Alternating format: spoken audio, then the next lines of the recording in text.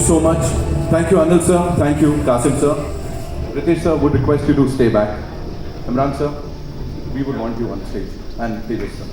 So now, ladies and gentlemen, it's time to invite on stage the man who's inspired it all, जिनके ऊपर ये सब base है, and of course वो यहाँ हैं. ये हम सब के लिए it's an honor कि आज उनसे यहाँ पे हम सब रूबरू होने वाले हैं. Ladies and gentlemen, give it up for Mr. Narendra Nath Bhatt Dubey. जोरदार तालियां. A real life hero हमारे साथ यहाँ पे.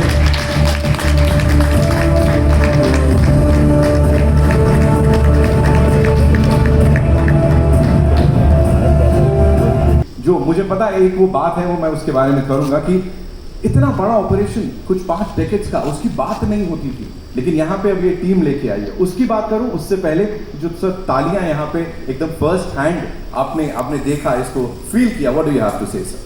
हेलो आवाज आ रही? थैंक यू टू एवरीवन जो आपने इतने अच्छे मौके पे सब लोगों ने इवेंट अटेंड कर रहे हैं. आपने बड़ा एक ऐसा सवाल पूछा कि बेसिकली और इमरान भाई साहब ने शुरू के ही बातचीत में इसकी चर्चा की थी.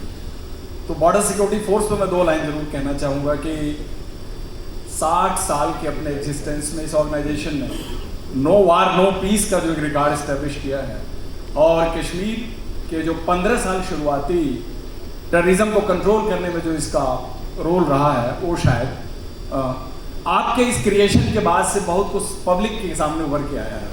तो ये तो मैं सबसे पहले शुक्रगुजार हूँ आप लोगों के लिए कि आपने एक ऐसा कंट्रीब्यूशन की हिस्ट्री चुनी, और 22 साल बाद ये इतना बड़ा ऑपरेशन इस रूप में पब्लिक के सामने पेश होगा, इसका हमने भी तो कल्पना नहीं किया था. एंड मेरा थैंक्स उस सबके लिए जो इस पूरे क्रिएशन से जुड़े हुए हैं, किरदार से जुड़े हुए हैं, कहानी से जुड़े हुए हैं, और प्रोडक्शन हाउस को, और शहीद बलबीर सिंह को मैं सलाम करना चाहूँगा जो इस ऑपरेशन में जिन्होंने अपनी अंतिम शहादत दी थी. हमारे ऑपरेशन के जो पार्ट थे, मेरे कलीग विमल चंद्रन जो है बैठे हुए हैं, और बाकी सब लोग. मुझे आपसे ये बात इस पर कहनी थी. सर एक बात जिसके बिना हम जाने नहीं दे सकते आपको, वो ये है, प्लीज हमें बताइए वो असली प्रहार से पहले, हालांकि this went on for 2 years, 2 साल तक वो मिशन चलता रहा, प्रहार के ठीक पहले क्या चल रहा था सर? गाजी बाबा के इंडियन सॉइल पर 9 साल का एग्जिस्टेंस था, जिसमें तमाम सारे जितने उसने वायलेंस किए थे, उसमें JNK असेंबली अटैक और पार्लियामेंट अटैक उसका लैंडमार्क ऑपरेशन था, जिससे कि एक तरह से ये पता लगा कि यह ऑर्गेनाइजेशन बनने के 1.5 साल के अंदर गाजी बाबा के जरिए इतना बड़ा कांड कर सकती है केंद्र के राजधानी में, दिल्ली में, जबकि पार्लियामेंट सेशन में थी. तो he was declared proclaimed offender by the POTA court. उसके बाद से गाजी बाबा जो है वो हॉट प्रॉपर्टी था. सारी ऑर्गेनाइजेशन को उसकी तलाश थी, और उसके तलाश में हम भी लगे हुए थे. हम कश्मीर में उससे पहले जो लास्ट मिलेनियम के 10 साल थे उसमें मैं 3 साल था, और बाद वाले में जो पीरियड था, तो इस ऑपरेशन में शायद उसने भी प्राइम मिनिस्टर महोदय के विजिट को एक सही टाइम चुना था कि जब वो बता सके कि पब्लिक में कि मेरी एग्जिस्टेंस है.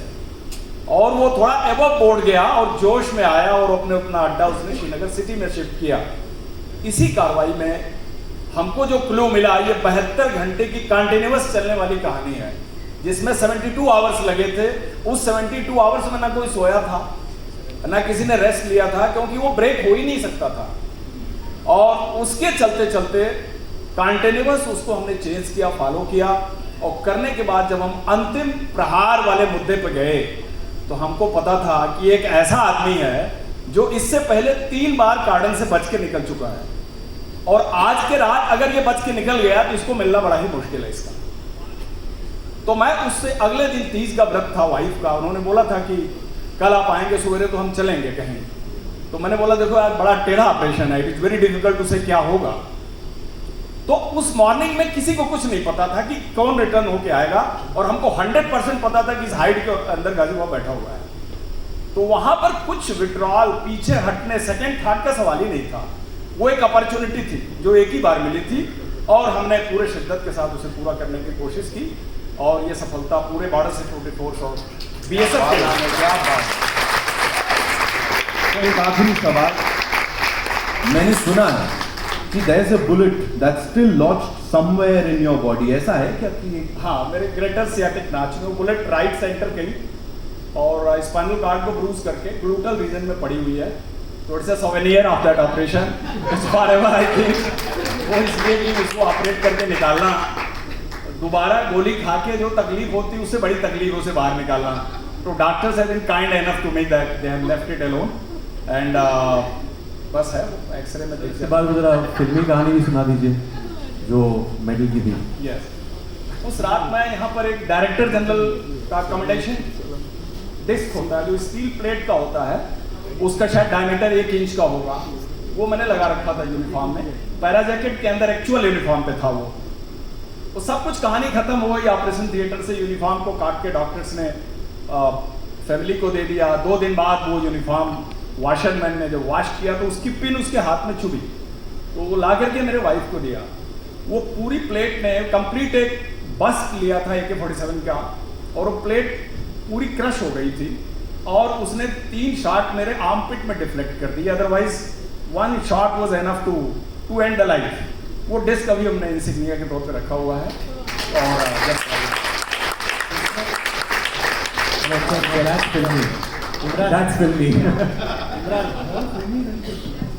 इमरान, आपको याद है ये जब हमने फर्स्ट टाइम नरेट किया था आपको, आपने कहा ये बहुत अच्छी कहानी है, बट वो लास्ट का थोड़ा फिल्मी लग रहा है।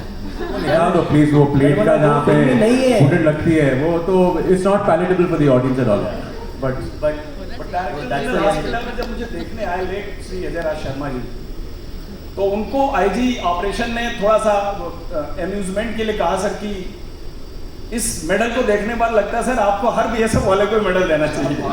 उन्होंने लाइटर साइड में उन्होंने बोला। Sir thank you so much. जो सबसे पहले ये हो रहा है यहाँ पे, it's all because of you and of course Excel Entertainment and the partners. Thank you so much sir हमसे ये शेयर करने के लिए। मैं आपसे गुजारिश करूंगा कृपया अपना स्थान लें and enjoy the afternoon sir, ये आप ही के लिए है। Thank you so much. I take it.